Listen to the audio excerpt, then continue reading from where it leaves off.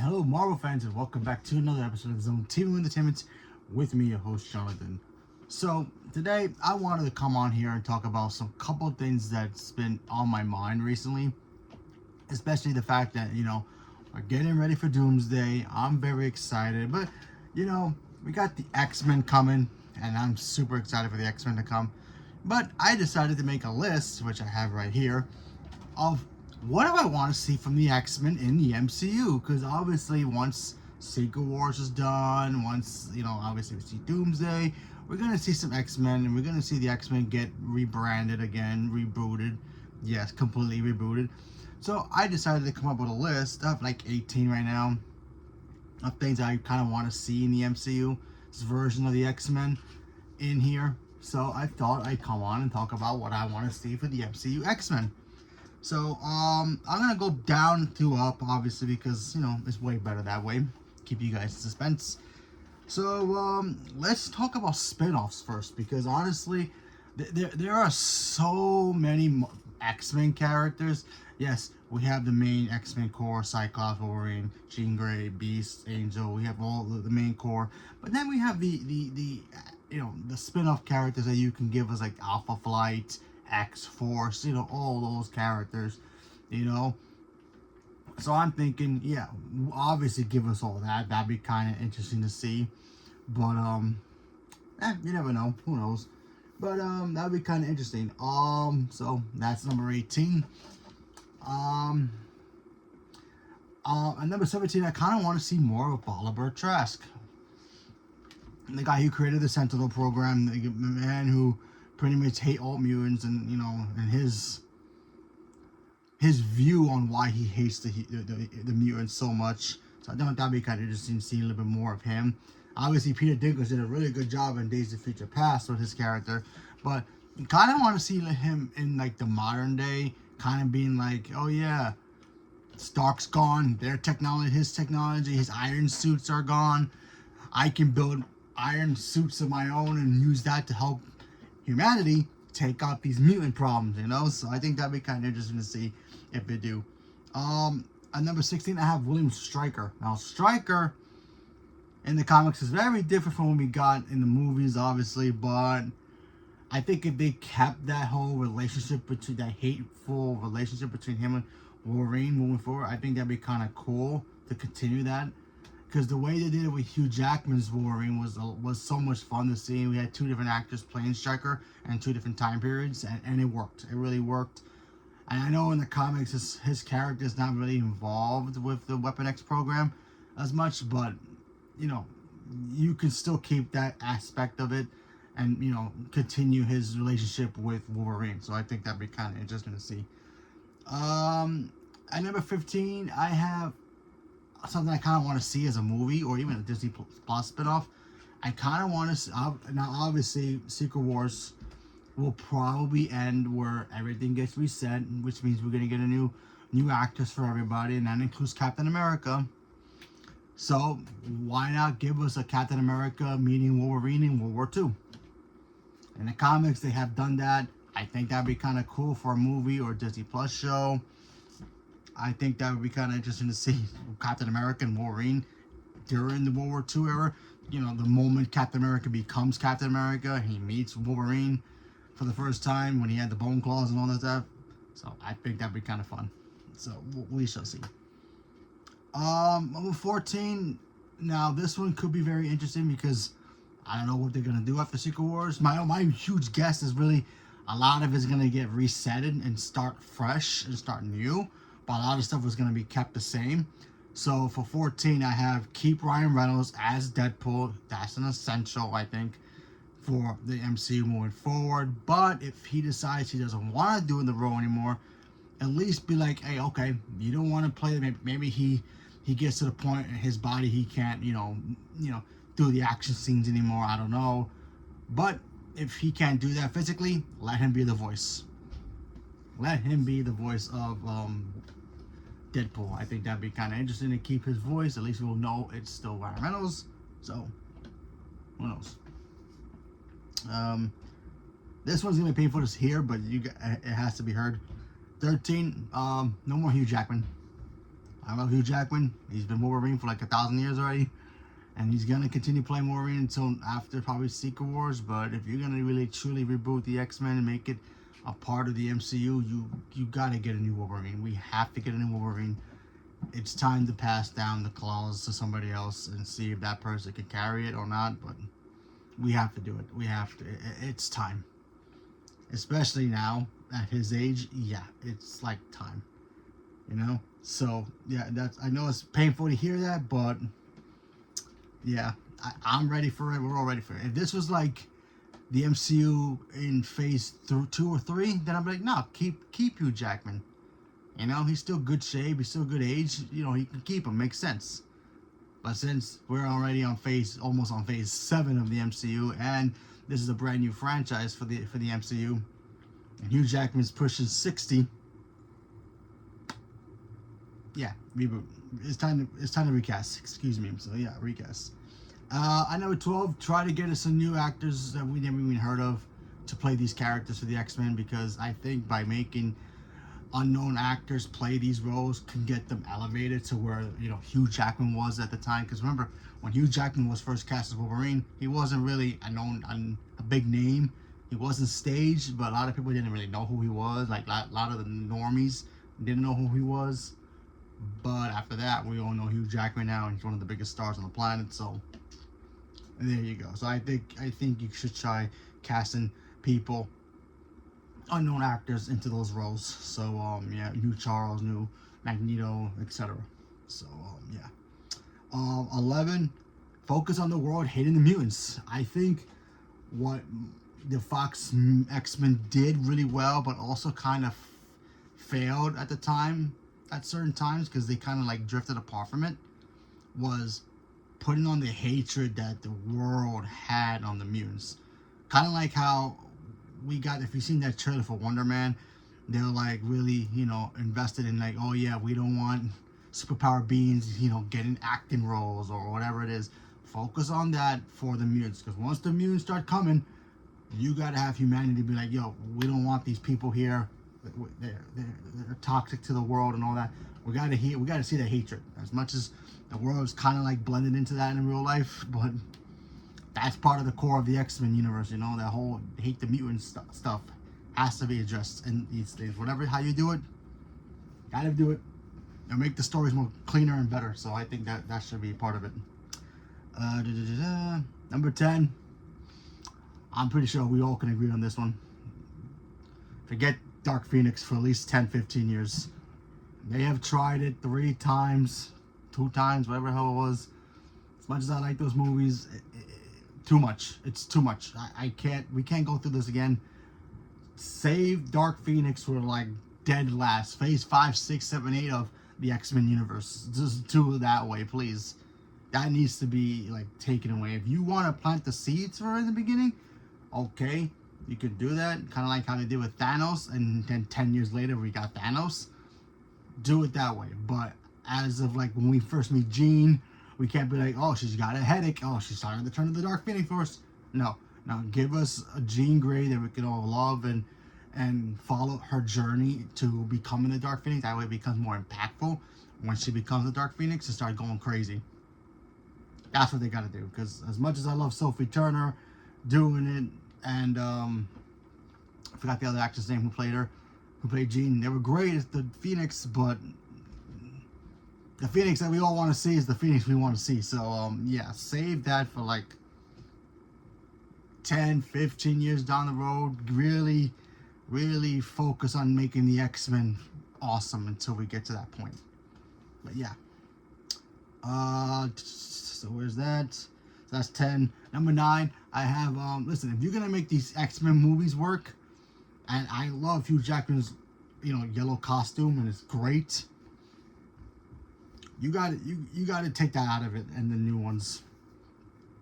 I know we all want to see the 90s style X-Men cartoons in live action as much as I do, but if you're going to establish yourself as an X-Men story, X-Men universe in the MCU, you can adapt those costumes but not make it so accurate to the cartoon. You're just gonna confuse people. So, you know, so it's basically like if Hugh Jackman was walking around in the MCU and the MCU already has mutants established and all that stuff. You're gonna put him in the yellow costume, like, so the 97's universe is still in this. You know, it's gonna be like kind of one of those weird, confusing things. So if you're gonna adopt those costumes, adopt in a way where you can make it fit in the MCU and feeling it fresh and new. So hopefully they can do that. I mean, as much as I can't wait to see James Marsden in Cyclops' actual costume from the comics, but you know, you could adapt it and try to something brand new and fresh. So hopefully we'll get that. So that's 9. And number 8, and this one pains me to say this one because I kind of like this character so much. It's one of my favorite X-Men characters of all time, and she's been used really well in the MCU. And that's Scarlet Witch. I love Elizabeth Olsen. I think she's fantastic. She's one of the best actors we have. If she doesn't come back as Scarlet Witch in the MCU, you're gonna have to recast her so she can fit better into the Fox universe. Now I know some comics she's related to Magneto, and some comics she's not. Whatever version you want to go with, that's fine with me. I just want to see Scarlet Witch in the MCU. I mean the Fox characters in the X-Men universe. Excuse me. You know, never got her in the Fox universe. You know, she's fantastic in the MCU, but if you're gonna redo it, and Elizabeth Olsen doesn't come back, even though she's still young enough to do it, you know, if you want to make her fit more as a mutant than who she is now, yeah, you're gonna have to recast, because I don't think you can explain how she, unless she warps reality and make it look like she's from that world. But still, either way, if you're gonna do that, then recast it. So that's all I'm saying. But if you do, all right. If you don't, I guess we'll see.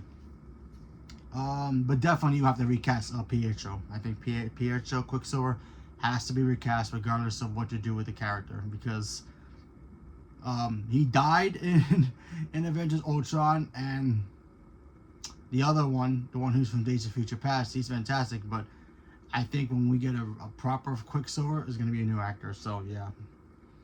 So there's that.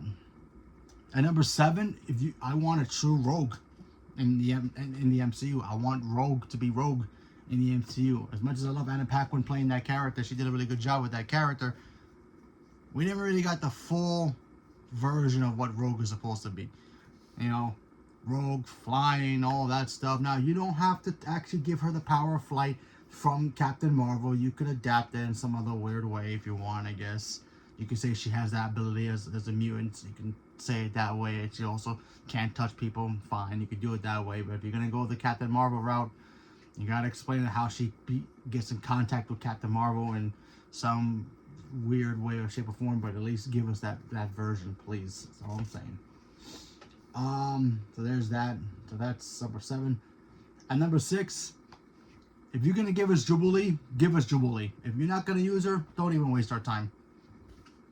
Because how many times have we seen Jubilee being in the X-Men movies and then being deleted scenes, and then they don't do anything with her character? You know? She's in it for like 5 seconds and then she's gone. It's like, okay, if you're not going to use this character, don't use the character. Jubilee is one of the coolest characters out there in the X-Men world. Use her. If you're going to use her, use her. If there's a way to use her in the story that makes sense in that story that you use it for the X-Men, use her. Otherwise, forget about the character and just move on. Because I'm done watching her pop up and then in the deleted scene she has a full-on scene. It's like, wait, really? No more, please. Number 5, I have save Apocalypse for the end of the first phase or the second phase. Make him kind of like Thanos. Don't just squeeze him in because, oh yeah, we need a character that pulls a threat to the X-Men. You save Apocalypse you treat Apocalypse like Thanos. Set him up, build up to him, and then have the big showdown with him. That's the best way to do it. Because if you're gonna just set up Apocalypse as one movie villain and then he's gone, then you just wasted one of the biggest villains in all of X-Men lore. He's the first mutant. He's the first of all of it. So you save him for last. Kind of like the Dark Phoenix, except the Dark Phoenix has been tainted twice already. And you screwed up Apocalypse already once, so don't do it again. Save him for a Thanos level threat movie, and then there you go. You build him up, set him up that way, Thanos level style, kind of like how they did in the first phase of Marvel and the second phase until we got Infinity War, and look how that turned out. If you really want to establish this universe, gotta make Apocalypse a threat to the X-Men, a real threat. Otherwise, I don't know what they're gonna do with the X-Men characters. It's basically be a big waste. You know, it's like teasing Thanos, and then Thanos shows up in the last movie, and the Avengers beat him. Avengers lost that movie, and that was freaking awesome. The second movie they won, so you can do the same thing. I know Age of Apocalypse is one of the best comic books of all X-Men. I think that'd be a little too hard for them to do, but you can find a way to do it.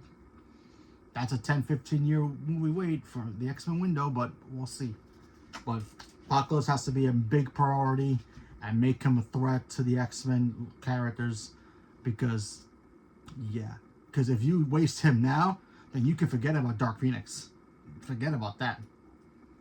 Because you already burned Dark Phoenix twice.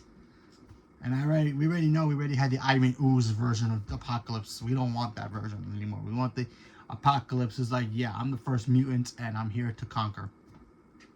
We need that one. Like 4 Horsemen, we need all that. So that's what you gotta do. So that's 5. I had 4, and this is a key one for me in my opinion. I think this is really key. You gotta make Senator Kelly a huge villain. Senator Kelly is one of the biggest like mutant haters in all the comic books of all X-Men stuff, because he's that guy who just be like, you know, he's an activist of all like, oh, I hate the mutants, all this and that.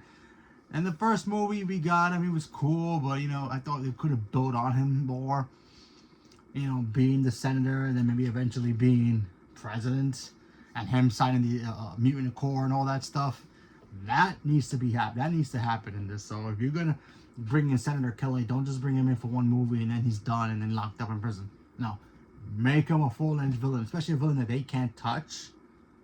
You know, high-end government senator. Yeah, you know. So I think Senator Kelly should be one of the big villains that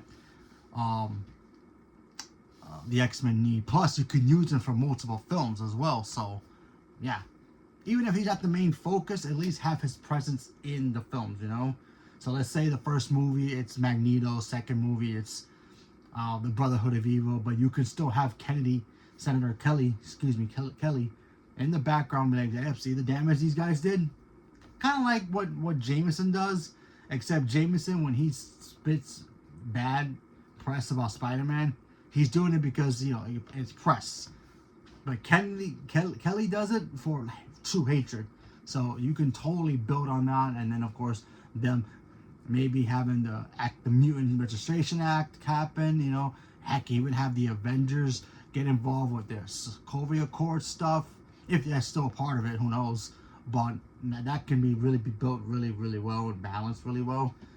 You know, some mutants will want that. Some mutants wouldn't want that. Then that brings in the Sentinel program, and then we can go from there. But you can really use Senator Kelly as a big threat in the MCU without even being, you know, a villain, you know. So I think that can be kind of cool. At number 3, this one's kind of like my little worry about the MCU version of the X-Men, and that's to focus on the X-Men when you're making the X-Men movies.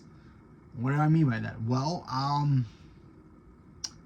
you're making the X-Men movie. The first X-Men movie is going to come out, and I can't wait. We're all excited. Let's say the marketing is kind of like, okay, we're trying to show the audience, like, this is a new X-Men world, you know, and sure, you know, you could say it's part of the MCU, which is going to be part of the MCU anyway, but when the movie comes out, I don't want it to be focusing on, oh yeah, here's Westchester, here's the X-Mansion, and then 2 seconds later, Iron Man shows up and say, oh, we got a threat, I need you guys' help. No.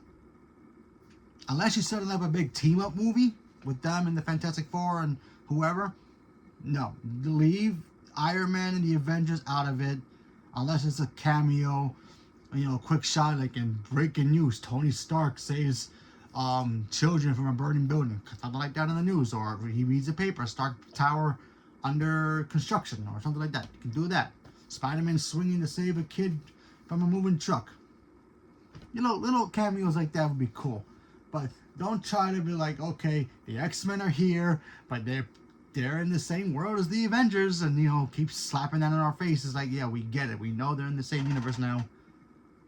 Let the X-Men be the X-Men, because if they're gonna be slapping all the other characters there, it's just gonna diminish the movies and the X-Men characters. It's like, cool. Then people are gonna be like, how come Iron Man didn't show up? How come, don't handcuff yourself too much to the motive, to the cinematic universe. You know what I mean? So that's one of the big problems with cinematic universes. Sometimes when you try to separate the universes, even if they're in the same universe, it's always people complaining about, like, oh, how come that character didn't show up? How come that character didn't show up? He could have just been there in 2 seconds and helped them all out. It's not the point. If you're making a movie about certain characters, leave the other characters out of it, unless you're setting up a big team-up movie for a bigger threat. Then you can mention those characters. But if you're just gonna focus on X-Men, focus on the X-Men. That's all you need. So there you go. At number 2, a villain I really want to see is Mr. Sinister. Now, I know Mr. Sinister, he's kind of that villain that, pops up in and out, and kind of, Sinister kind of reminds me of Brainiac and Ultron a little bit, where he just, no matter how many times you squash him, he just keeps coming back. I kind of want to see that. I don't care who plays him. I just want to see Mr. Sinister. He's one of my favorite X-Men villains, and we never got to see him in live action. It was so close at the end of one of the X-Men, I think it was Apocalypse. Was it Apocalypse? It was one of the X-Men movies that came out where they teased his company. So I kind of want to see that. Plus, you can really keep him around and have him be in the shadows. Just like how Senator Kelly, like I said before, should be the main villain, but you can also keep him as the background villain. Do the same thing with Mr. Sinister. That way, eventually, when you get to Apocalypse, the two of them could do a team up and fight the Avengers, or even the Fantastic Four and the X-Men. I think that'd be kind of cool. So, Sinister definitely needs to happen. And at number 1, my most want for the X-Men universe is Cyclops and Wolverine to have basically good screen time together. It's time to stop joking that Cyclops is a one-hit wonder character. He's not. He's the true leader of the X-Men. He needs to be front and center. Now, I know we're going to get Wolverine eventually. Whether that's the first X-Men movie, the second, the third, whatever. We're going to get him eventually. But you can, whoever they cast, if they're going to recast Wolverine, great. Whoever they recast, don't force him as Wolverine down our throats and ignore Cyclops. Cyclops needs to be a true leader and the focal point of the X-Men, besides Professor X, obviously. So they have to have screen time. When Iron Man shows up, teaming up with Thor, and then Captain America, they don't push out Iron Man, or they don't push out Captain America and Thor for Iron Man, even though they kind of did. But even when they were on screen together, it felt powerful, Excuse me. It felt powerful, Seeing the three of them was like, yeah, they're going to work together. They're going to kick butt. But if you just focus yourself on Iron Man and get rid of Captain America and Thor, and they're just background characters, it's like, really? You can disrespect Captain America like that? And Thor? I mean, they already did that to the Hulk, so, there's no blood loss there, kind of, but, So I think once we get Wolverine in the MCU, whoever it is,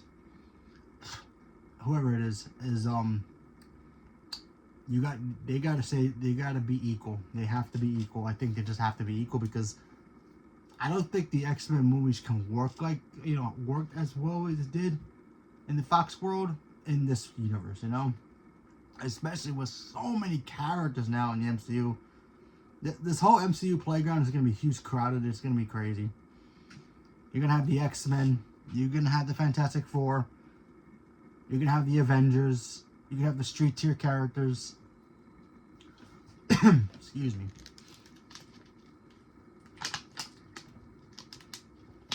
You're going to have all those characters all bunched up into one universe. And if you still botch Cyclops, what are you doing?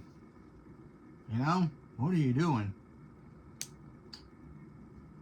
So, yeah, those are my little list of what I want to see in the MCU going forward for the X-Men world, because the X-Men is such an important faction to the MCU, in the comic world, and hopefully moving forward they can be a huge factor in the MCU. So anything else? Let's see. I wouldn't mind seeing, I mean, it's not much of an X-Men thing, but I want to see the Inhumans come back. And the Inhumans were supposed to be a big thing in the MCU, but then when in my opinion, I think once Kevin Feige and Disney found out about Fox getting ready to be sold, they got that smell like, we get the X-Men characters back, we can use them instead of the Inhumans. So, kind of a small nod X-Men issue, but bring back the Inhumans. I kind of want to see that happen. Black Bolt and the team meeting the X-Men, that would be kind of cool. But that's my list. So, what do you guys think about my list? Do you guys agree, not agree, disagree, whatever it is? What do you want to see in the MCU X-Men universe? Do you want to see it stay the same? Because let's face the facts. The X-Men we're getting now in Doomsday and Secret Wars, that's the last time you're going to see these characters. Every single one of them are going to get recast. I mean, I don't know about Deadpool, because he might be the only one that might not get recast. And Hugh Jackman, even though he should get recast. But everybody else is getting recast. Yes, including Channing Tatum's Gambit. Yeah, I know it's not fair, but guess what? We're in a new universe. So that needs to happen. So whatever it is, leave a comment below. Let me know. Stay tuned for more. Thank you very much. And have a good day.